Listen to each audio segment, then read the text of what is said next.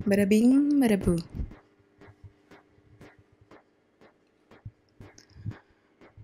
Hai semuanya, apa kabar?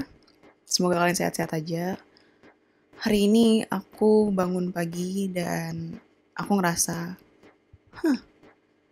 kenapa aku dilahirin jadi perempuan? Kalian pernah gak sih, terutama untuk perempuan, kalian pernah bertanya, kenapa kalian dilahirin sebagai perempuan? Kenapa bukan gender yang lain? Kenapa kalian bukan laki-laki? Atau mungkin laki-laki sebaliknya, ada yang pernah mikir gak, kenapa gue dilahirin sebagai laki-laki? Kenapa gue gak dilahirin sebagai perempuan? Pertanyaan ini mungkin akan banyak mengundang pertanyaan ya, kayak lo kenapa? Kenapa lo nanya kayak gitu?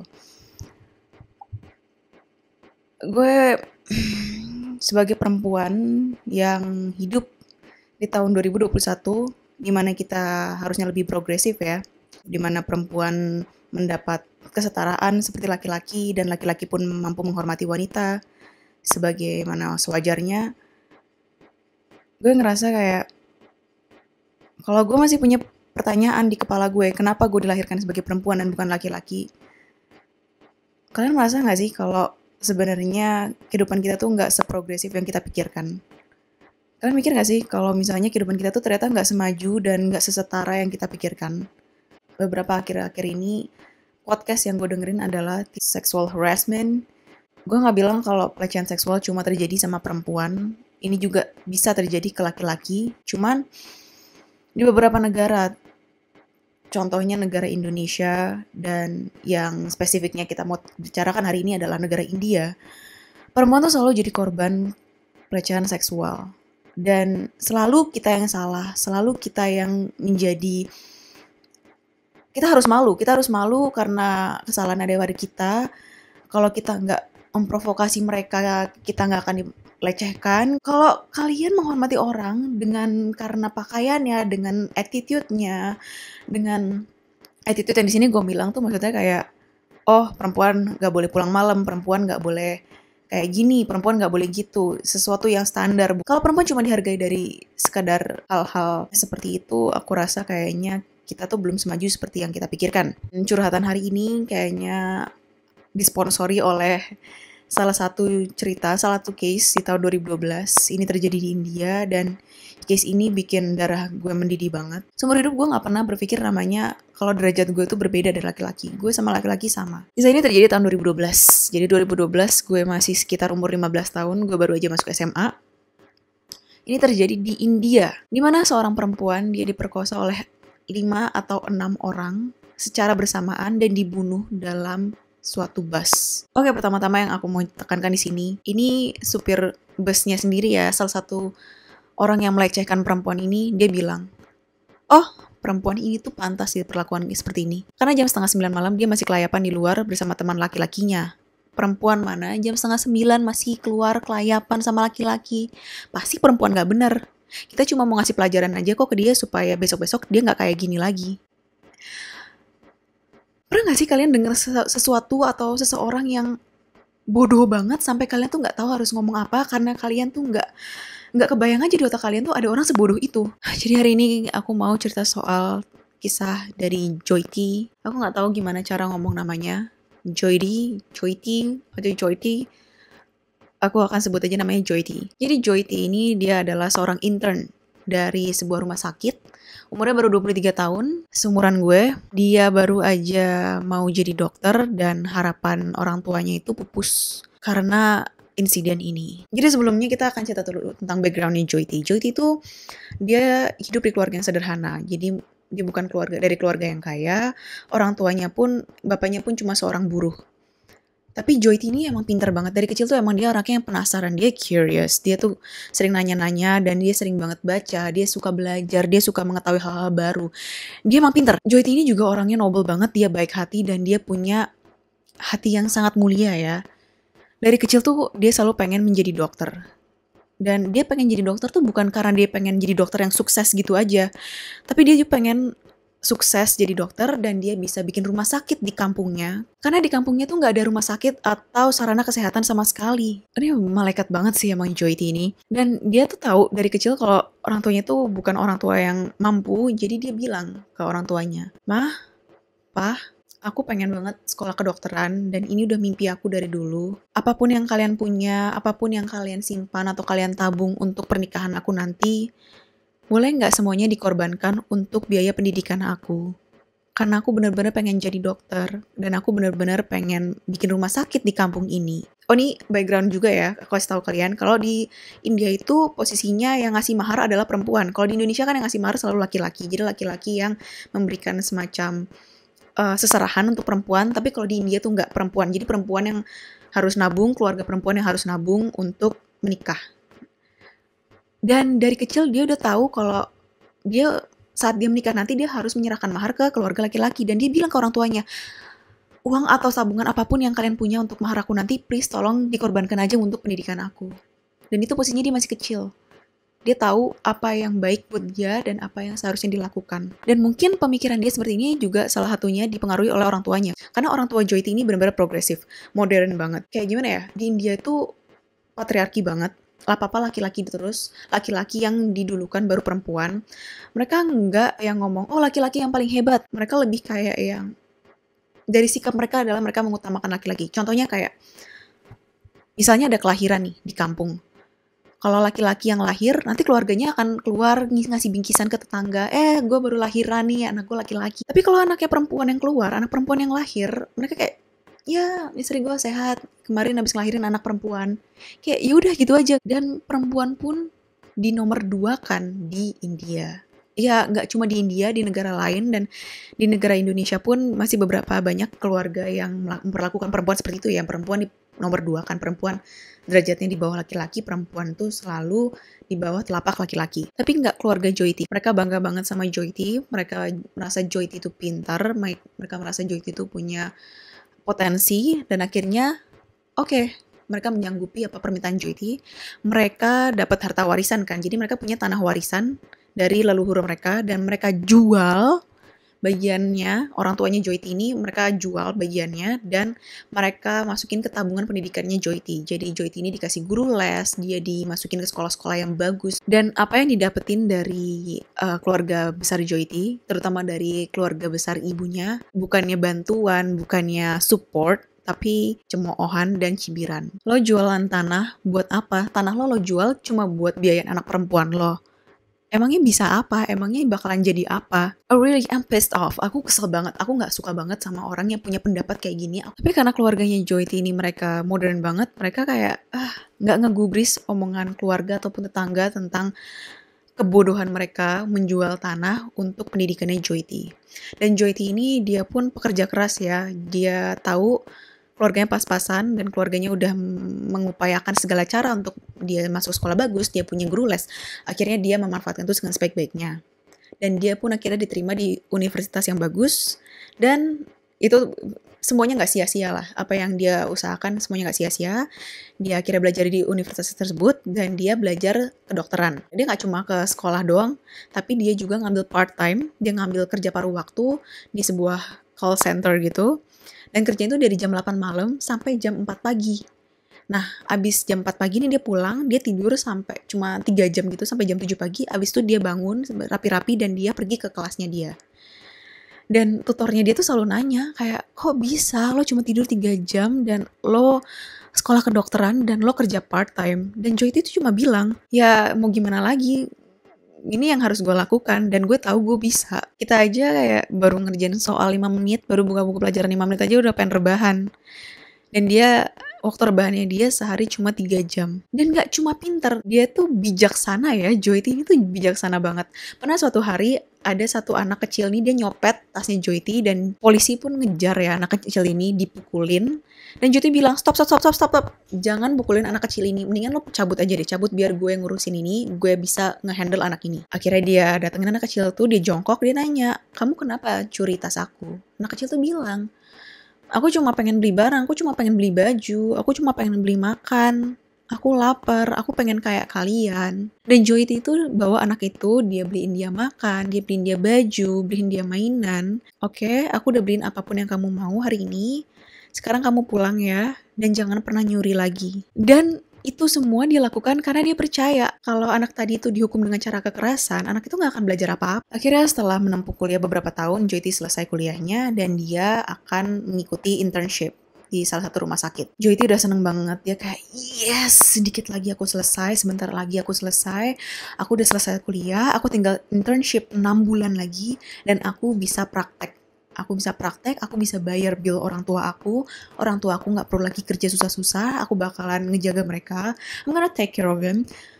Semuanya akan selesai, penderitaan keluargaku akan selesai. Dan orang tuanya bangga banget sama Joyty. Akhirnya pada satu hari, tanggal 16 Desember 2012, di mana bertepatan hari terakhir Joyty lagi, abis dia bisa selesai hari terakhir ujiannya dia ya. Pas banget itu weekend terakhirnya, karena besoknya tanggal 17 Desember dia akan memulai internship di rumah sakit tersebut. Joyty bilang sama orang tuanya, "Mah, aku kan udah selesai ujian nih. Bentar lagi aku juga internship. Boleh nggak hari ini jadi hari terakhir aku seneng-seneng? Aku mau nonton film nih sama teman aku." "Oke, boleh. Kamu nonton lah sana, seneng-seneng lah. Karena bentar lagi kamu internship, kamu nggak bakal punya waktu untuk seneng-seneng. Tapi kamu hati-hati ya." Akhirnya Joyty pergi. Dia pergi ke bioskop sama teman laki-lakinya. Sebenarnya aku nggak tahu teman laki-laki atau pacar. Beberapa orang bilang pacar. Tapi kayaknya di India itu agak aneh ya untuk perempuan pacaran, secara kultur itu nggak diterima kalau perempuan berpacaran dengan laki-laki.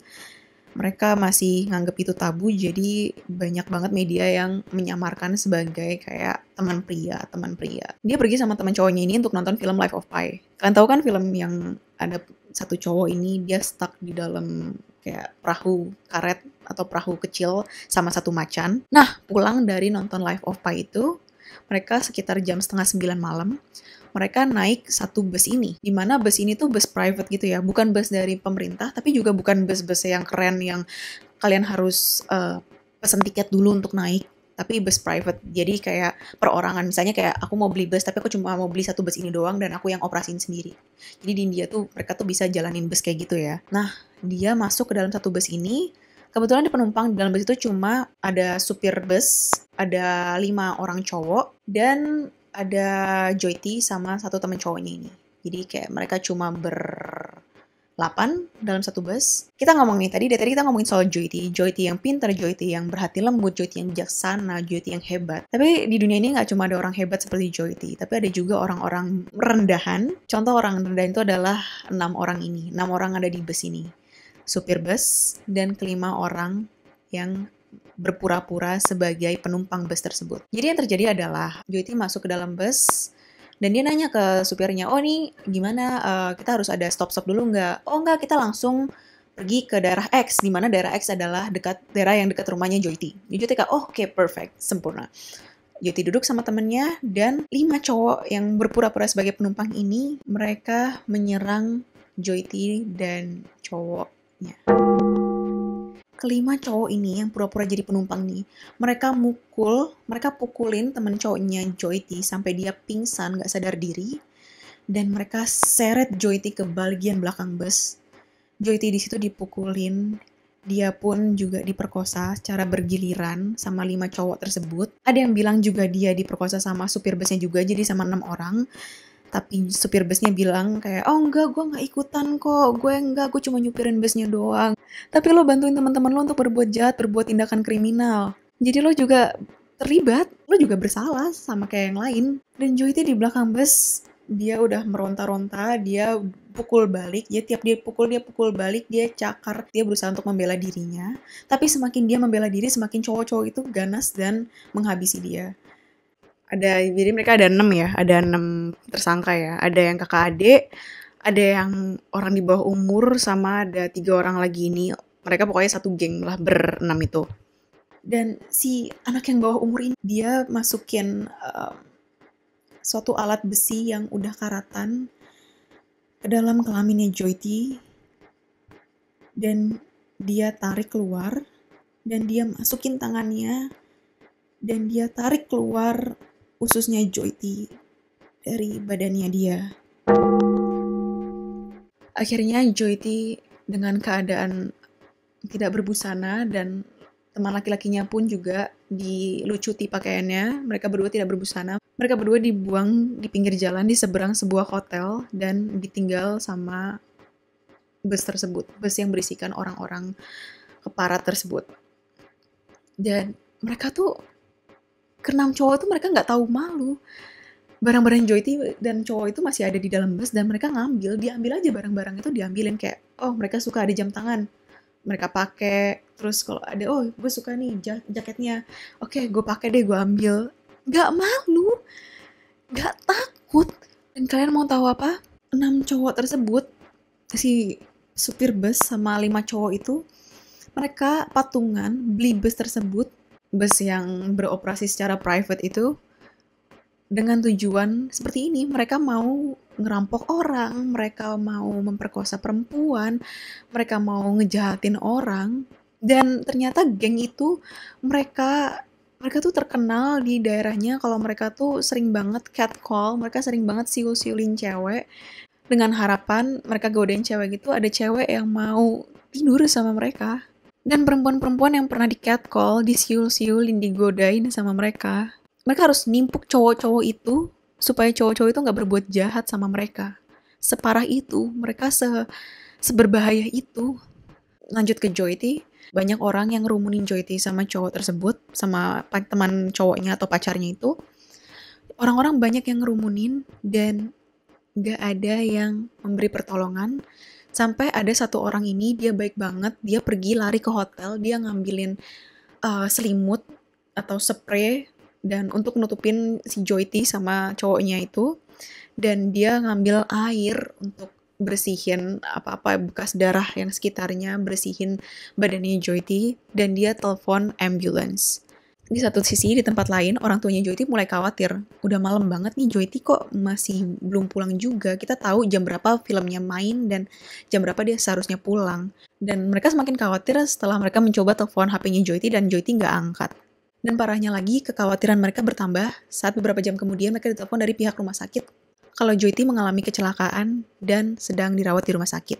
Mereka langsung buru-buru ke rumah sakit tersebut, dan di tengah jalan saat mereka menelpon rumah sakit lagi, dan orang pihak rumah sakit itu bilang, oh, nggak ada yang bilang ke kamu, Joyty nggak kecelakaan, Joyty diperkosa.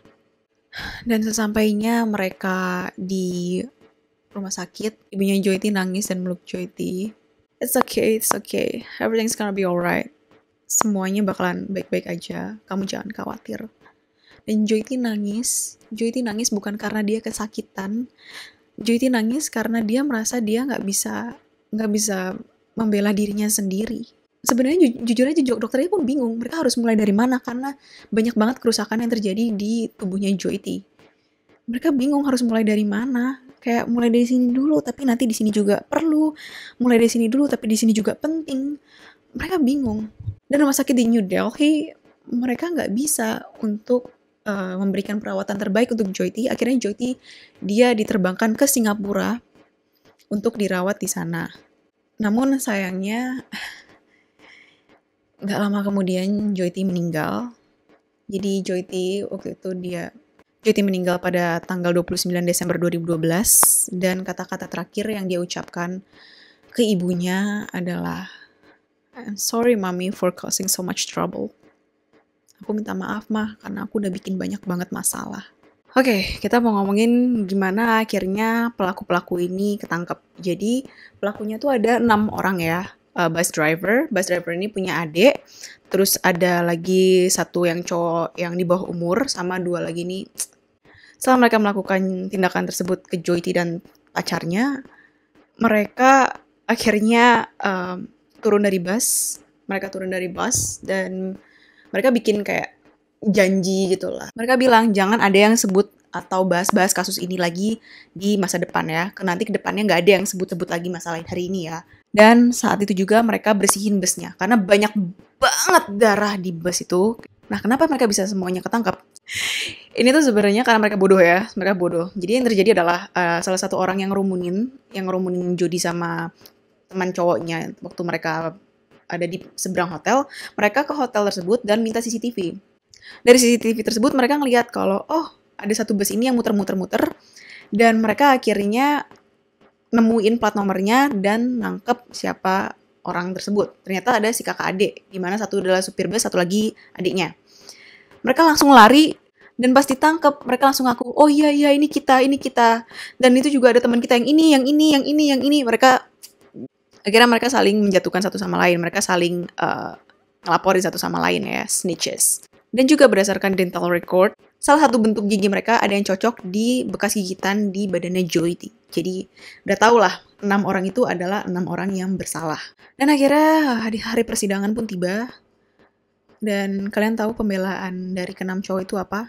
Alasan kita ninggalin kedua orang tersebut, maksudnya Joy dan pacarnya, dalam keadaan tanpa busana di pinggir jalan, supaya mereka malu, supaya mereka nggak mengulangi lagi perbuatannya, karena mereka bakal dikucilkan sama orang-orang.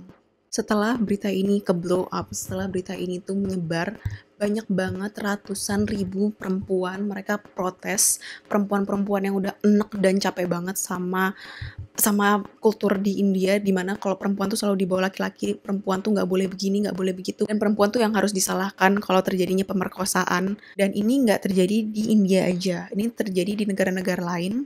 Salah satu negaranya adalah Korea Selatan dan Pakistan. Mereka semacam bikin movement, di mana perempuan tuh nggak boleh takut sama laki-laki, dan kejadian pemerkosaan atau pelecehan seksual terjadi bukan karena salah perempuan. Perempuan punya kewenangan sepenuhnya atas diri mereka dan tubuh mereka, dan tidak ada orang yang boleh, siapapun itu, tidak ada yang boleh merenggutnya dari perempuan itu sendiri. Sayangnya walaupun udah terjadi banyak gerakan-gerakan dan demo dan movement seperti ini, banyak aja laki-laki yang masih BODO, bodoh. Bahkan ya, nih pengacaranya lima orang ini, pengacaranya 5 cowok keparat ini bilang, nggak ada asap kalau nggak ada api. Kalau misalnya si Joy nggak keluar malam-malam, pasti dia nggak akan dilecehin sama cowok-cowok ini. Pasti dia akan dianggap sebagai perempuan bermartabat. Pasti dia akan masih hidup sampai sekarang. Bahkan salah satu politisi di India ngomong, gara-gara kasusnya Joy, akhirnya pariwisata di India sepi karena orang takut datang ke India. Wah, lo kalau misalnya mau benerin negara lo benerin dulu dari perilaku orang-orangnya, lo baru lo mikirin gimana caranya menaikkan pariwisata negara lo. Dan yang bikin gue marah banget adalah di India tuh ada kultur dimana kalau korban pemerkosaan, mereka tuh biasanya nggak mau sebutin nama mereka ke media, karena bukan karena masalah privasi, karena mereka nggak mau diganggu sama media, tapi mereka merasa malu. Karena mereka pasti akan dikucilkan sama tetangga, sama keluarga, sama orang-orang di sekitar mereka, karena mereka pernah diperkosa. Kalau kalian misalnya tahu sejarahnya India ya, pertama, di India itu kasus pemerkosaan terjadi setiap 15 menit. Kedua, perempuan tuh di brainwash sedemikian rupa supaya mereka tuh mikir kalau misalnya ada terjadi pemerkosaan, perempuan akan kayak takut, dibuat takut. Dan mereka dibikin, oke, berarti gue gak boleh keluar malam, berarti gue gak boleh keluar sendirian, berarti gue harus keluar sama keluarga gue kalau gue mau pergi. Dan yang bikin orang-orang marah selain itu adalah, ini tuh bukan kayak, bukan kayak si perempuan ini pergi ke bar dan dia minum-minum dan melakukan hal yang dimana sebenarnya di sini gue nggak setuju ya, walaupun dia mau pergi ke bar, mau dia minum-minum, dia tetap nggak layak untuk diperkosa.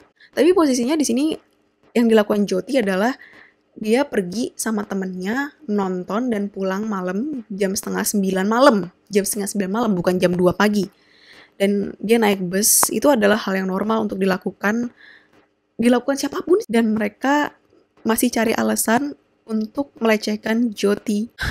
Dan untungnya setelah apa yang terjadi, orang tuanya Jyoti, mereka mikir, oke, anak kita berani, anak kita berusaha untuk melawan, dan kita nggak malu, kita akan sebar nama anak kita sebagai korban, karena nggak ada yang perlu ditutupi, kita nggak malu, karena anak kita di sini adalah korban, dan dia sudah berani untuk membela harga dirinya.